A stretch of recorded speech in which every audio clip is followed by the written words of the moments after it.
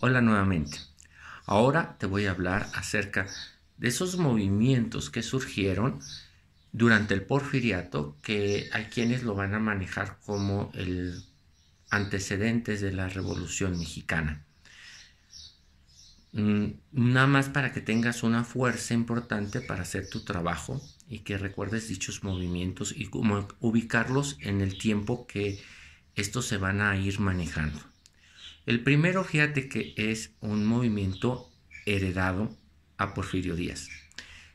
Este es la guerra de castas. Van a ser movimientos indígenas que va a surgir principalmente allá por la época de Santa Anna, de cuando ves que iba y venía. Este movimiento de los mayas que van a exigir sus derechos, principalmente sus tierras, el trato de ellos, y que va a empezar dentro de esos años desde Santa Anna y que van a continuar con Benito Juárez y le van a seguir con Porfirio Díaz. Misteriosamente, este conflicto termina cuando Porfirio Díaz reconoce el territorio de Belice para Inglaterra.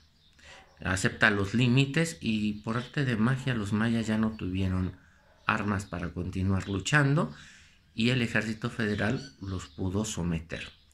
Fue muy triste todo este proceso porque antes de la llegada de Porfirio Díaz, allá todavía con tiempos de Santa Anna y de Juárez, los mayas eran deportados a Cuba como esclavos. Pero fue la situación. Otro movimiento indígena que se dio fueron con los yaquis de Sinaloa.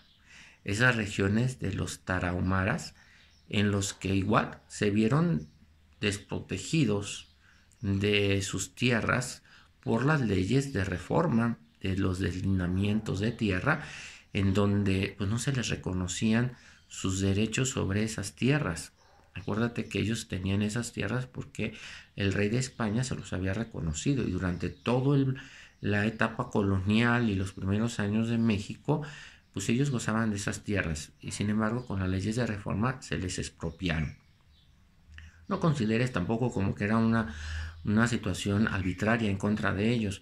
No, hasta eso la cosa inicial era un aspecto importante porque querían que esas tierras produjeran.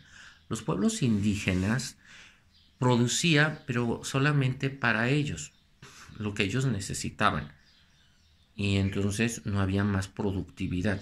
Se buscaba entonces la manera de que esas tierras fueran más productivas y el beneficio y el provecho fueran para más personas. De esa forma la ley pues, les quitaba la tierra a ellos y de ahí van a surgir inclusive los problemas con Zapata, que va a exigir que les respeten sus tierras.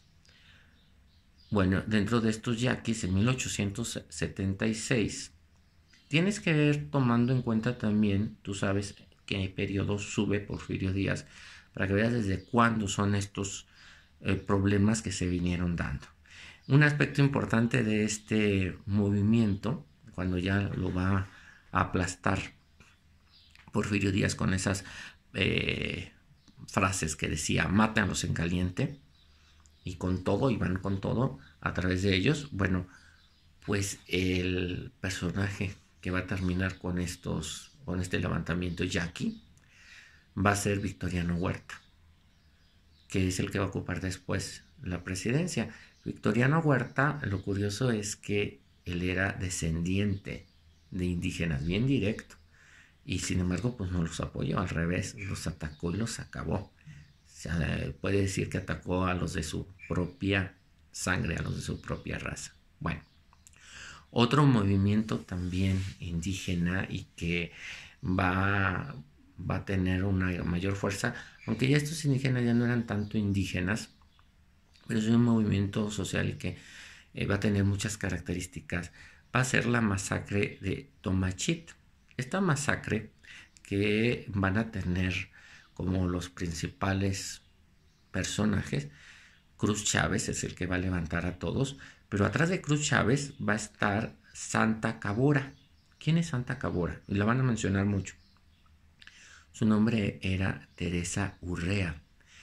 Ella hacía milagros, curaba curaba a través de hierbas, conocía las hierbas, conocía estas maneras de medicamentos nativos y la gente la consideraba como una santa y la seguía. El problema estribaba en que desde el centro de la República se nombraban a los gobernadores nombraban a los presidentes municipales, claro, se suponía que todo era por votos, pero aunque eran todos por votos, pues entraba ahí el que decidiera el presidente, el que decidiera el gobernador, y ellos no estuvieron de acuerdo, ellos querían que realmente se pusiera como cacique al que ellos iban a querer, no a que la autoridad quería, y de ahí surgió todo el problema. Teresa Urrea pues va a tener que ser sacada del país, muere en Estados Unidos, Cruz Chávez lo matan, y un dato curioso, Teresa Urrea, este movimiento de Teresa van a ser el mismo día que van a ser Francisco y Madero, mismo día, mismo mes, mismo año. Esos son los movimientos como indígenas, los movimientos sociales dentro de las empresas, dentro de las fábricas. Ya hemos dicho que a nivel mundial se estaban dando dichos movimientos.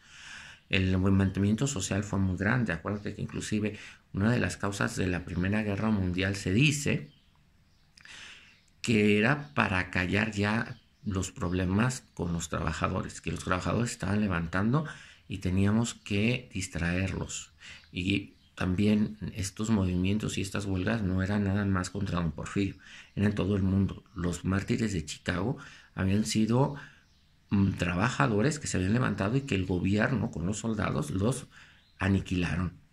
Y por eso tenemos la festividad del 1 de mayo, Día del Trabajo. Y México pues no fue la excepción. México crecieron muchas huelgas, principalmente en 1905 hubo 25 o más de 25 huelgas, que cabe señalar que no eran válidas las huelgas, sin embargo se levantaron los obreros. 25 a lo mejor se te hacen muy poquitos, pero tomando la consideración del tiempo, del espacio, pues sí es algo muy representativo. También es representativo el hecho de que los aspectos en la vivencia de los obreros, pues sí, afectaba mucho, pero si te das cuenta, no estamos muy perdidos.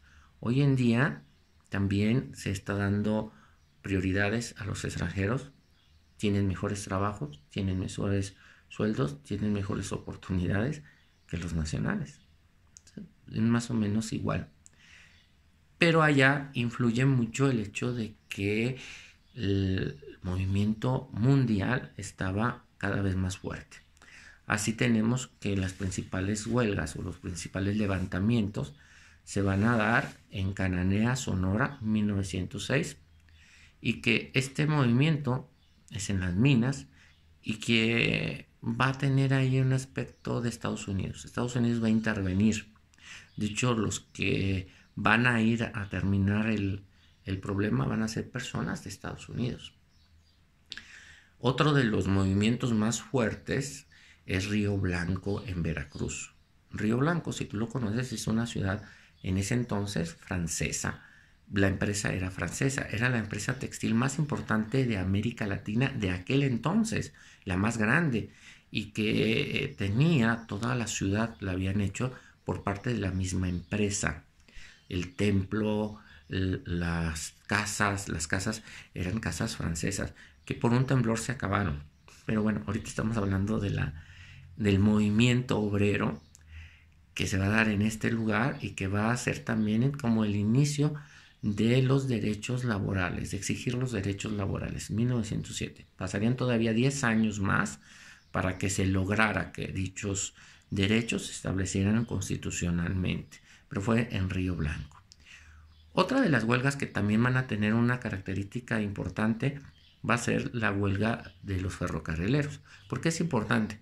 Porque aquí el gobierno intervino a favor de los trabajadores. Hubo aumento para ellos y ciertas condiciones que les iban a favorecer. Bueno, esos son algunos de los movimientos importantes que te van a servir para tu trabajo. La participación Acuérdate que tienes que hacer un comentario aquí abajo del video, y te voy a pedir que anotes dentro de la participación tu opinión acerca de alguna de estas masacres, alguna de estas huelgas, alguno de estos movimientos que dieron pie a la Revolución Mexicana.